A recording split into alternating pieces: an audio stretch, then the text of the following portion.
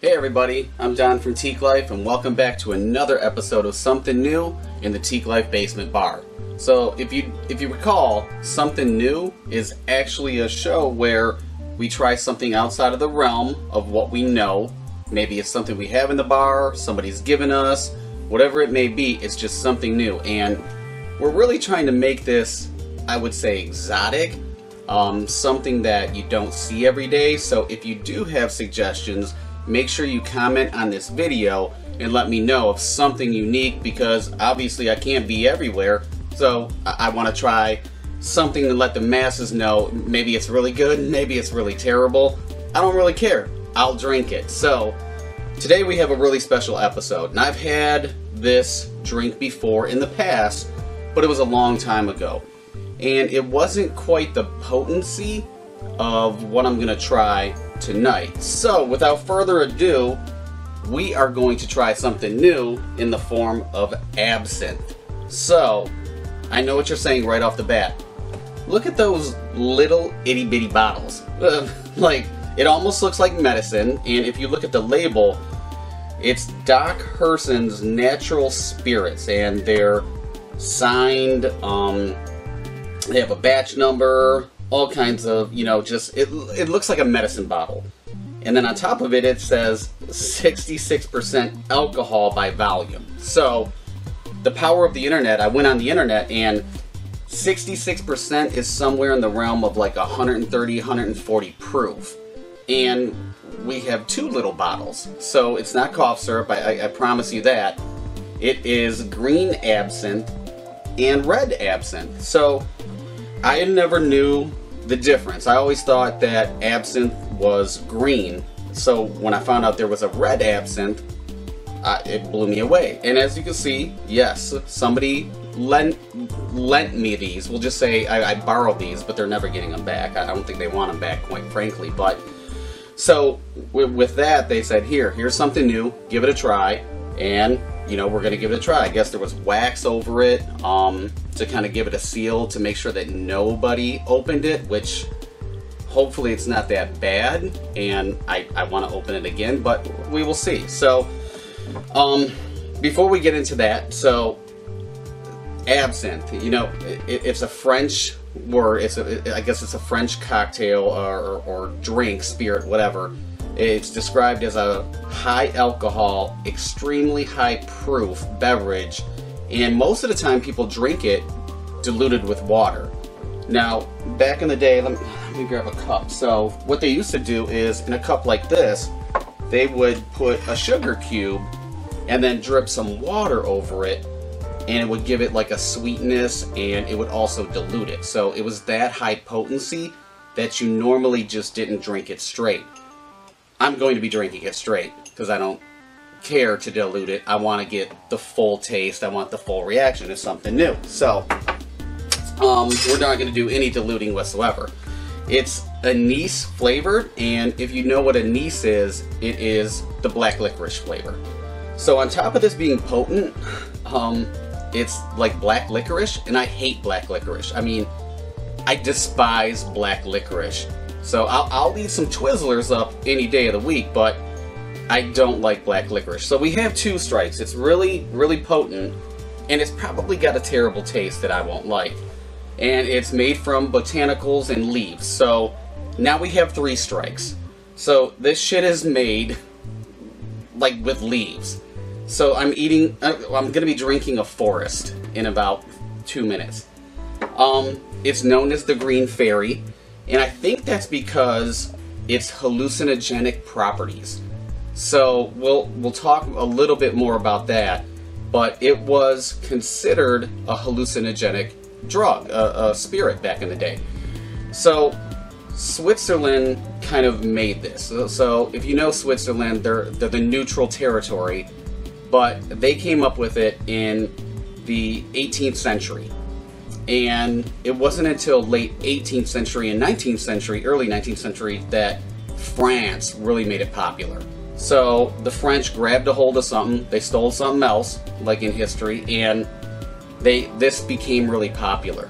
This was really a widespread going thing in their culture and their history. So it was so strong and so rampant that people were getting addicted to it that in 1915 it became illegal in most of Europe and in America.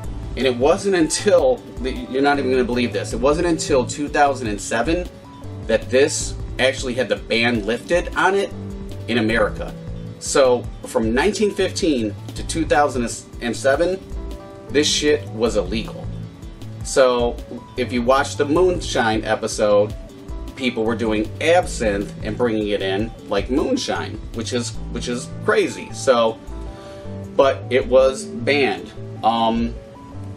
We're gonna open it, and I'm gonna do the red first because I've never seen red, never heard of it. It's always been the green. So we're gonna take a whiff of this. Oh, it's got that black licorice. Yeah. It's definitely got a black licorice smell to it. I'm not really feeling that. That's really what it is. So I'm gonna pour it into a shot glass, and I'm gonna do it all, not in one swig. I'm not on spring break, so I want to taste it and develop my palate. But the other thing about it is absinthe is really famous for a lot of writers and a lot of artists. They use it as a hallucinogenic property, and they said some of their best works came from being strung out on absinthe. And probably the most famous one is Vincent van Gogh. Now, if you know the story of Vincent van Gogh, he cut off his ear, allegedly.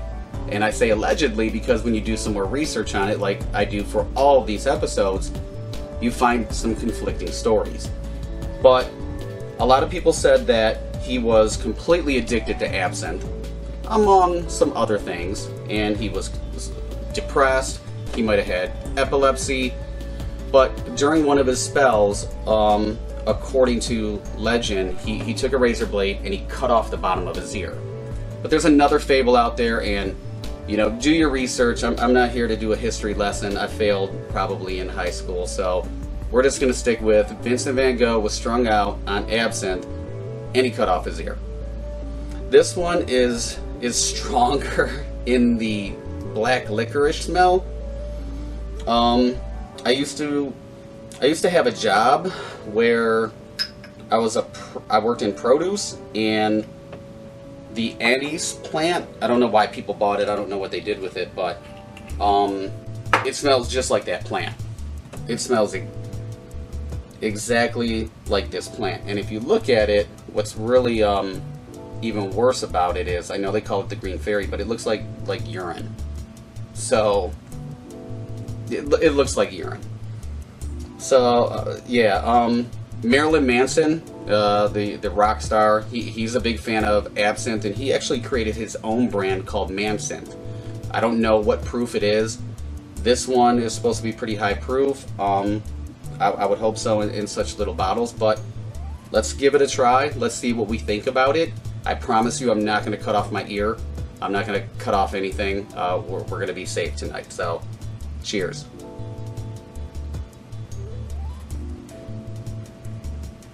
Good Lord. Oh, Jesus. Oh, it's so... The smell... Oh, man. The smell is... the smell is that black licorice smell. But when you taste it, it is potent. I mean, it is... My lips are tingling. They're actually tingling right now. And you get a full dose of that black licorice flavor. I don't know how old this is. I mean, hopefully this is safe. If you don't see another episode of Something New or Teeqlife Tastings or whatever we do, you know it was probably this shit that caused it. This is worse than the moonshine that I had. There's no doubt about it. I'm hoping the red is going to be better. So let's do this again, because usually you coat your palate first and then you can really get the flavor. So we coated our palate and we're gonna see.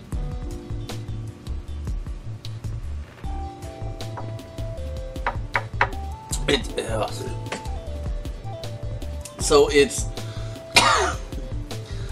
a strong black licorice flavor. It's kind of overwhelming. It's got a horrible aftertaste. The taste is just really potent, and it's almost like somebody just like pushed you and then slapped you right in the face with like black licorice. And it is really, the taste is still swimming around. It's almost like a fish bowl, and it's just swimming because it's right there, and it's got a lot of heat to it. It is just a really, really nasty taste, but because I'm a professional, I'm going to finish this. Oh man. I did it. Woo! Yeah, that's...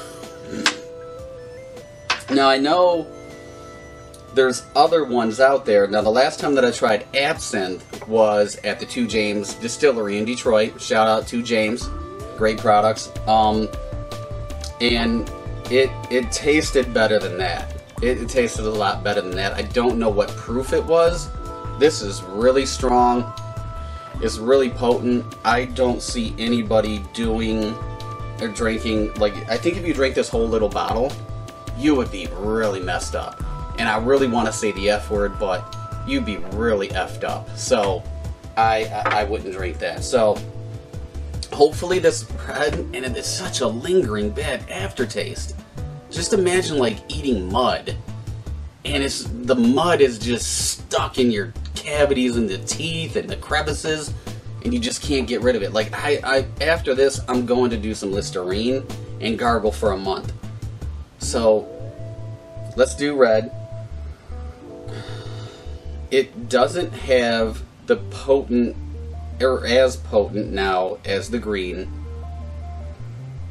It's decent. It's actually I almost want to say like florally, so maybe the botanicals, maybe that has something to do with it. I don't smell any leaves. Man, I so have, I gotta take some water because I have such a bad taste. Okay, so we had to take a break. I had to take a water break just to kind of cleanse that so I can get the full taste of this. So we have red. We're going to try red now.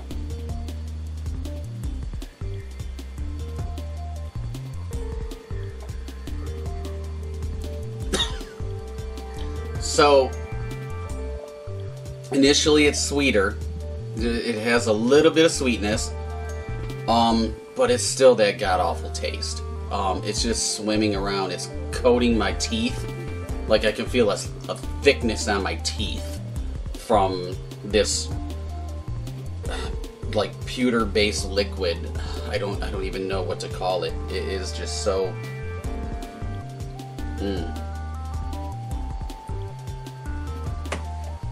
Yeah, it's this one's terrible too. So they're equally terrible. They're in the color of Christmas, and there's nothing joyous about this drink whatsoever. So I've had enough. I've tried something new. It's burning. If you like Absinthe, comment and let me know why you like Absinthe, because I don't get it.